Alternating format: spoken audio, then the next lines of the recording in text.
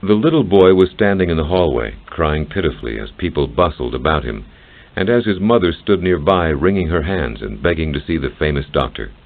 The boy was only 9 years old, and his name was Joseph Meister. Joseph had been playing happily near his home in the Alsatian hills of France when he'd been attacked by a rabid dog. The dog would have killed him, but for the intervention of a bricklayer who drove the beast off. As it was, little Joseph had been bitten 14 times. The year was 1885. There was no known treatment or cure for rabies, or hydrophobia, as it was called in humans. Hydrophobia means fear of water, but the disease didn't actually make animals or humans afraid of water. It was just that rabies victims suffered a terrible thirst, so that the sight of water sometimes made them swallow, and swallowing was very painful because one of the symptoms of the disease was throat spasms. There were other symptoms too, all of them horrible: extreme restlessness, rage, shuddering, convulsions, paralysis, choking, and eventually death. Sometimes the symptoms didn't show up for a week or more, but when they did, it was just a matter of time. Little Joseph wasn't showing any symptoms yet, but there was no doubt he would. The boy had been savagely attacked, and the dog had been frothing at the mouth and acting wild and confused. Everyone knew it was rabid, and everyone knew what came next. The mother's eyes were red with crying, and the boy too was sobbing now. He was in pain, but more than that, he knew that everybody believed he was going to die.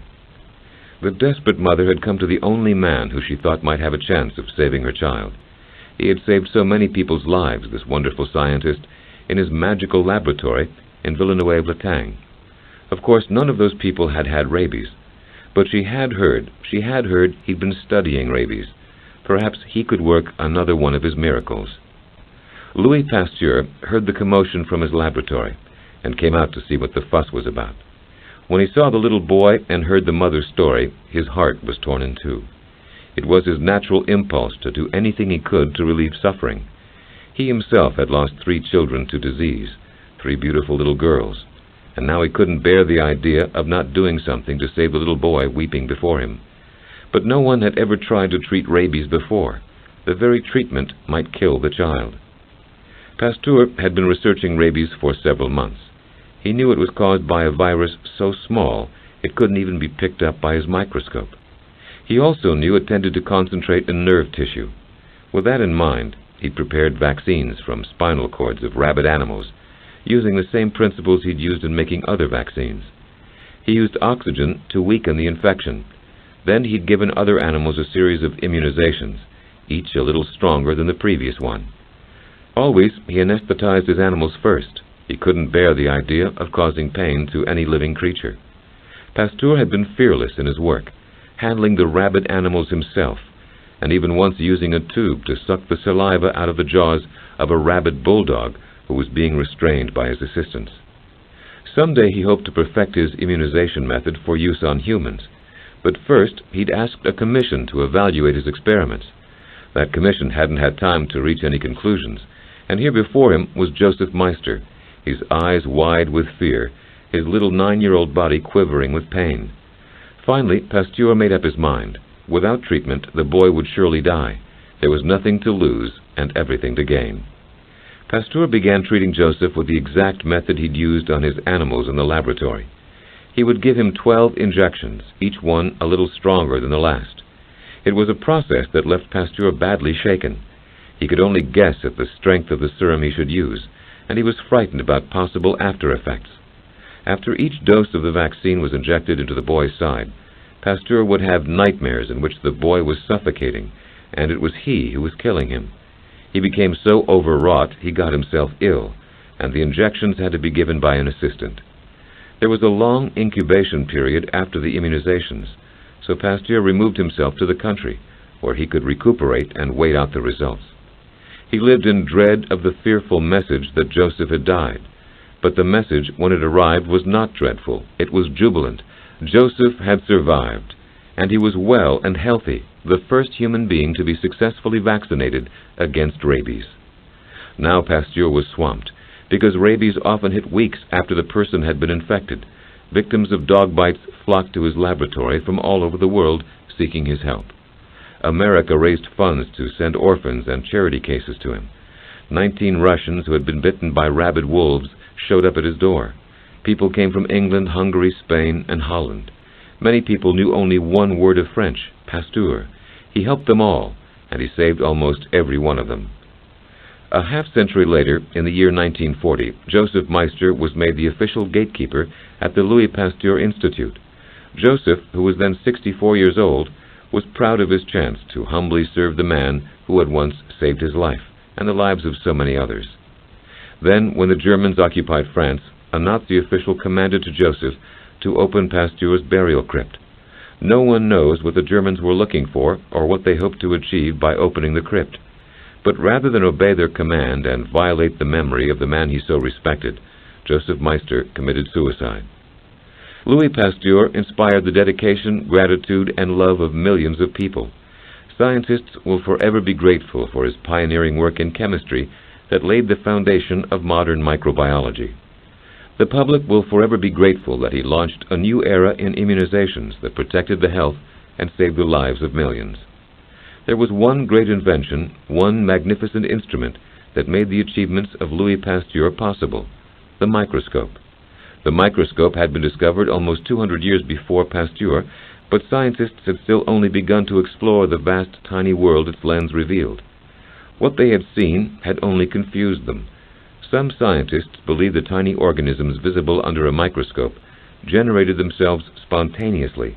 That is, they just developed life independently in a vacuum. In the 1500s, one scientist went so far as to suggest that if you filled a jar with dirty rags, a quantity of wheat and cheese, and put a lid on it, mice would grow. There were others who conducted experiments that proved spontaneous generation didn't exist, but somehow this didn't stop the controversy. Besides the idea of where microorganisms came from was the controversy over what they did. Some believed that they caused disease, and others believed they had nothing to do with disease. Both these questions as to how germs developed and whether they caused illness would be answered once and for all by the work of Louis Pasteur. Pasteur was born December 27, 1822, the year after Napoleon died. His father was a tanner, and his mother came from a family of gardeners. He attended primary and secondary schools, but he was a lackluster student, preferring fishing and searching for hidden treasure to studying. Most of all, he loved to draw. He made numerous pastels and portraits of his family and friends. When he was sent off to secondary school, Pasteur became so homesick that he got ill and begged to come home. His kindly father agreed. It was a close-knit family, and Louis's parents and sisters had missed him as much as he'd missed them. Louis did better at college, where he earned 2 bachelor degrees, one in the arts, one in science. The diploma in science described his performance in chemistry as mediocre, but he told his father to be patient. He would do better as he went on. Even as a young man, he developed a formula for success, which he wrote down in a letter to his sister. To will is a great thing, for action and work follow will, and almost always work is accompanied by success. Will opens the door, work passes them, and success is waiting to crown one's efforts. These 3 things, will, work, and success between them, fill human existence. They were also 3 things that Louis Pasteur would have in abundance. Pasteur landed a post as professor of chemistry at the University of Strasbourg. He fell in love with a young woman named Marie Laurent, the daughter of the university's rector, and in only 2 weeks' time was proposing to her. As was customary in those days, Pasteur first wrote to her father, saying, "My father is a tanner at Arbois. My sisters help him in his business and in the house, taking the place of my mother, whom we have had the misfortune to lose last May. My family is comfortably off, but not rich. As for myself, I have long ago resolved to surrender to my sisters the whole share of the inheritance which would eventually be mine. I have therefore no fortune. All that I possess is good health, good courage, and my position in the university. I plan to devote my life to chemical research with, I hope, some degree of success. With these humble assets, I beg to submit my suit for your daughter's hand." The rector turned the matter over to his daughter, whose response was lukewarm at best. But Pasteur put his will-work-success theory into operation, and took his case next to Marie's mother and finally to Marie herself. He begged Marie not to judge him too hastily, saying, "Beneath this cold, shy, and scarcely pleasing exterior, there is a heart full of affection." Marie was finally won over and agreed to marry him. In spite of the fact that Pasteur was late for his own wedding because he was in the middle of an experiment, the marriage lasted 47 happy years and produced 5 children. When he was 32, Pasteur became Dean of Sciences at a new university in Lille, where he would make one of his earliest and most dramatic discoveries. The problem had to do with beer. A manufacturer in Lille complained to Pasteur that his alcohol often became contaminated in the fermentation process. He was losing money, and he didn't know what to do about it. Pasteur went to work, spending hours at his microscope examining the yeast that showed up during the fermentation process. At that time, scientists believed that yeasts had died, and that they were nothing more than a decomposing chemical substance. But suddenly, Pasteur had this new idea, a radically new idea.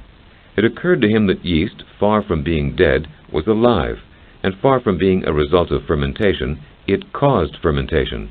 It was living organisms that did it. Over the years, Pasteur continued to work on this theory and to disprove the idea that yeast was decay. He studied the fermentation process of beer, wine, vinegar, and milk until he could prove that fermentation was always an active living process caused by microorganisms. These microorganisms could live with or without oxygen, and they extracted energy from the organic substance being fermented. That was how yeasts, in a fermenting solution of grapes, would change the sugar in the grapes to alcohol, thus producing wine. When he shifted his attention to milk, he made the discovery that milk became sour when microorganisms changed the sugar in milk, called lactose, into lactic acid. These discoveries were the beginning of modern-day microbiology. When Pasteur discovered that harmful germs in wine and vinegar could be destroyed with heat, he discovered the process now known as pasteurization. It made it possible for manufacturers in France and everywhere else to produce, preserve, and transport their products without fear they deteriorate. Even as he made his discoveries and proved them scientifically, there was always resistance. Many scientists clung stubbornly to the old views, even those of spontaneous generation. Pasteur was a gentle and compassionate man, but he was also a fighter. He spent most of his life defending his discoveries and patiently explaining his work to critics, many of whom had never conducted one experiment in his field. It was a lifelong campaign of Louis Pasteur to eradicate ignorance and awaken people to the truth. He courageously took on the issue of spontaneous generation, even when a professor warned him it was too controversial and would cause him trouble and grief. Pasteur once said, "A man of science may hope for what may be said of him in the future, but he cannot stop and think of the insults or the compliments of his own day."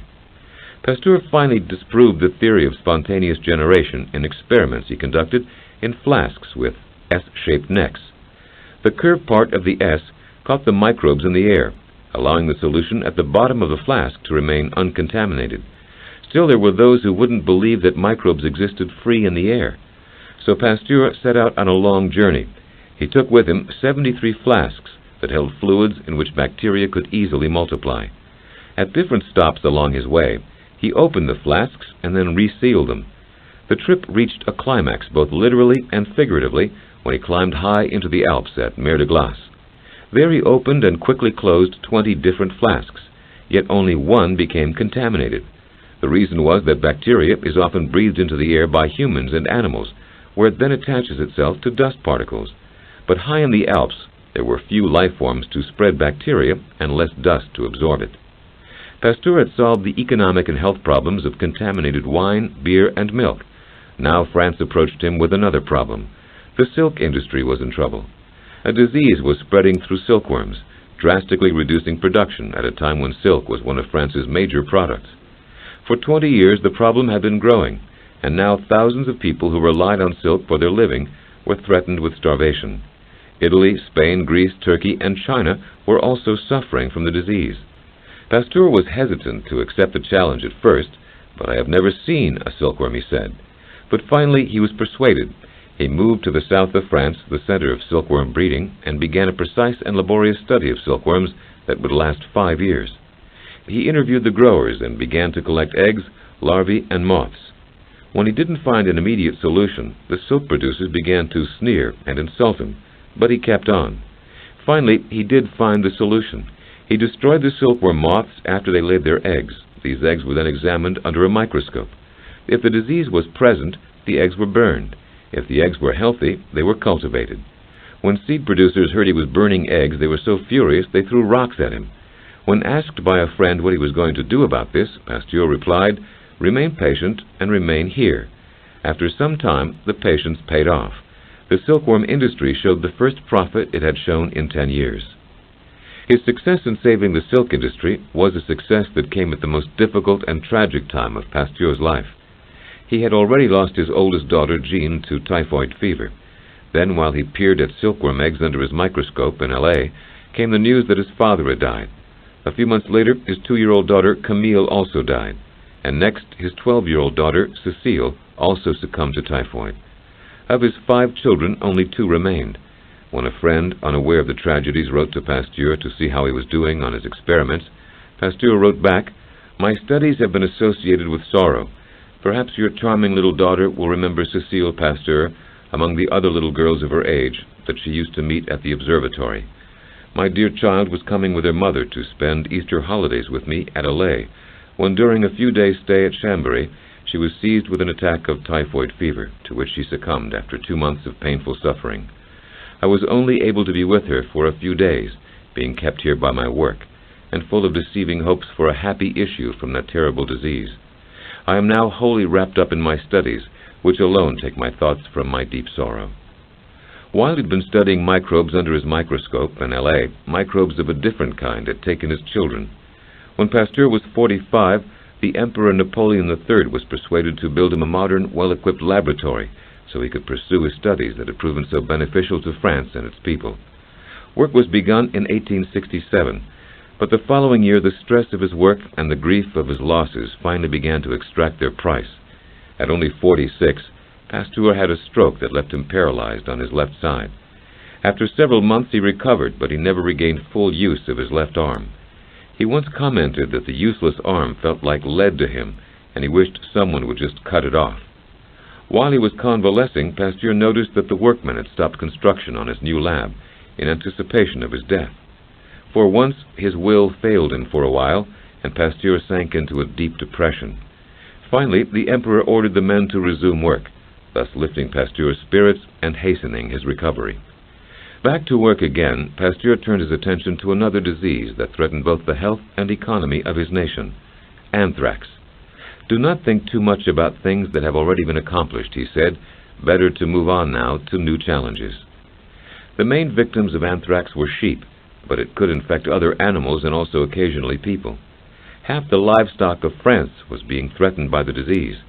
One moment a sheep would be healthy, the next minute it would be lagging behind the flock, its limbs shaking and blood spurting from its mouth. The farmers knew that in just a few hours there would be convulsions and then death. While he studied anthrax, Pasteur also began exploring chicken cholera, which was also epidemic in France. Every morning poultry farmers would walk into their coops only to find dead hens collapsed on their nests, and roosters that had been strutting proudly the day before now lying motionless in the dust. It was Pasteur's experiments with chicken cholera that led to a mistake that would prove an important key to his immunization discoveries. The mistake happened in his laboratory when he was injecting hens with a bacillus that caused the disease. By accident, he injected them with an old culture instead of a new one. The old culture had been exposed to oxygen, and its microbes had been weakened, so the hens didn't get the disease as planned. But more importantly, they didn't get the diseases when he later ingested them with a fresh culture. The first weak injection had made them immune. It was the most important discovery of Pasteur's life, and the one on which all modern vaccinations are based. The concept is called attenuation. It means simply that a virus is diluted or weakened. It's then injected in a body. The body fights it off without becoming ill, but develops a resistance to further exposure of the same virus. Edward Jenner had pioneered the idea of immunization the century before Pasteur. It was Pasteur who expanded and perfected the idea so it could have broader, more effective use. Jenner had used cowpox to prevent smallpox in humans. Pasteur showed that the microorganism itself could protect against the disease it caused. Confident over his results with chicken cholera, Pasteur now decided to try the same technique on anthrax. He gathered 25 sheep on a farm in the French countryside near Chartres and invited his critics and opponents to come and watch. Scientists, doctors, and journalists from around the world gathered to see whether Louis Pasteur would triumph or fail. He vaccinated half the sheep with a weakened form of the anthrax virus, and the other half he left alone. His plan after 3 weeks was to return and give all the sheep an injection of anthrax that would normally be fatal. The spectators were invited to return and then see the results. They did return. There was a lot of excitement in the air that day in May of 1881, when Pasteur gathered the 25 sheep and gave them each a deadly injection of anthrax. He had announced the 25 unvaccinated sheep will all perish. The 25 vaccinated ones will survive. Now, everyone waited to see if he was right. Pasteur was confident enough to make such a bold statement because he knew his theory was backed up by many years of study, experiment, and proof. It was the way he always worked, steadily and patiently, checking and rechecking every detail, conducting experiment after experiment, and never making a claim or statement that he didn't know he could fully support with hard scientific evidence. By the time Louis Pasteur said something was true, there was almost no chance he could be wrong. Still, the first night on the farm was a hard one for Pasteur. Someone had mistakenly told him that one of the vaccinated sheep was dying, and he spent a restless night trying to understand what had gone wrong. But the next morning when he arrived on the farm, everyone burst into cheers and applause, even his critics. 23 of the unvaccinated sheep were already dead, and the other 3 were dying. But all of the vaccinated sheep were as healthy as before. The inoculations had worked. A disease that had long plagued farmers and ranchers had been vanquished, and there was hope many other diseases could be vanquished by the same method. Pasteur's happiness was dimmed only by the suffering of the sheep who had been forced to sacrifice their lives so that thousands of others might live. It was after his triumph in the treatment of anthrax that Pasteur began his work on rabies and eventually saved the life of little Joseph Meister. By then he was 63 years old, and his health was beginning to fail. Pasteur began to pull back on his intensive research work and concentrated instead on teaching, inspiring many of his students to their own great achievements in the fields of medicine and science. Never did he think of retiring, although the French government had voted him a stipend that guaranteed he'd always have an income. There is no amusement like work, he said. In 1888, when he was 66, the Pasteur Institute was founded in Paris, with Pasteur himself as director. The institute was built with thousands of contributions from around the world, from rich and poor alike. It became a leading center for teaching and research on virulent and contagious diseases. In spite of his curtailed activities, when he was 67, Pasteur made one more important contribution to medicine when he discovered the cause of what was known then as childbed fever by identifying the streptococcus germs. In his last years, Pasteur was the recipient of almost every scientific award possible. He was always proud to accept these honors, but he was also always humble. Once he accepted an invitation to an international medical congress in London and was asked to come up to the platform. As he walked down the aisle, a thunder of applause burst forth from the audience. Turning to his son, he said, "The Prince of Wales is arriving, no doubt. I ought to have arrived sooner." The president of the Congress had to explain to him that it was he, not the prince, but Louis Pasteur the audience was applauding. When he turned 70, there was a huge gala in his honor at the Sorbonne, hosted by the President of the Republic. The keynote speaker said, "You have raised the veil which for centuries had covered infectious diseases." A few years later, while working on a cure for diphtheria, Pasteur was stricken with a case of uremic poisoning. He lay for 2 months in gripping pain, hovering near death. When he was better, he returned to the laboratory to supervise his students, but his days of intensive research were over. He retired to his country home in Villeneuve-l'Etang, where he converted the stables into a laboratory and continued to work on diphtheria. Day by day, he began to weaken again, until finally he was put to bed. In his last days, he was too weak to lift his head to take a sip of milk. He sank into a coma for 24 hours, and then died quietly on September 28, 1895, at the age of 73. In one hand he clutched a crucifix, with the other he held the hand of his wife, Marie. Pasteur had the satisfaction of living to see his discoveries put to the beneficial service of humanity throughout the world. His contributions were vast and varied, affecting fields of science, health, industry, agriculture, and animal husbandry. He founded modern microbiology, advanced the theory that germs cause disease, invented the process of pasteurization, developed vaccines for anthrax, rabies, and chicken cholera, and laid the groundwork for modern medicine. He saved the beer, wine, and silk industries of France and other countries. He also campaigned ardently for hygiene, sanitation, and sterilization, especially in surgical operations. He is responsible either directly or indirectly for the health and prosperity and even the survival of millions of people throughout the world. Scientists agree that Pasteur's discoveries have done more to prevent and cure diseases than the discoveries of any other scientist. The key to Pasteur's greatness lies in part in his own philosophy of will, work, and success. But he was also extraordinarily patient and thorough, willing to wait until he was sure of his conclusions, and willing to bear the impatience and criticism of others, while he painstakingly pursued what he knew was the right and accurate way to do things. He was also one of the first medical scientists who took his work out of the laboratory and to the scene of the problem, the brewery, the silkworm factory, the ranch or farm. He studied disease in its natural environment so he could get complete understanding and arrive at a complete solution. He was a skillful scientist with enormous curiosity and a remarkable ability to apply what he learned wherever it was needed. He never restricted himself, and he tried never to say no to a plea of help, whether it came from a desperate farmer, a failing industrialist, a child in pain, or an animal that suffered in silence. His sense of compassion and humanity was enormous. His hope for science had been, in his words, to extend the frontier of life. To Pasteur, it was a frontier without boundary. Long after Louis Pasteur had died, the children of France were asked in a national survey to name the greatest French citizen in history. Most people thought the inevitable winner would be Napoleon, but the children surprised everyone. They chose not the glamorous soldier and conqueror, but the modest scientist and humanist, Louis Pasteur.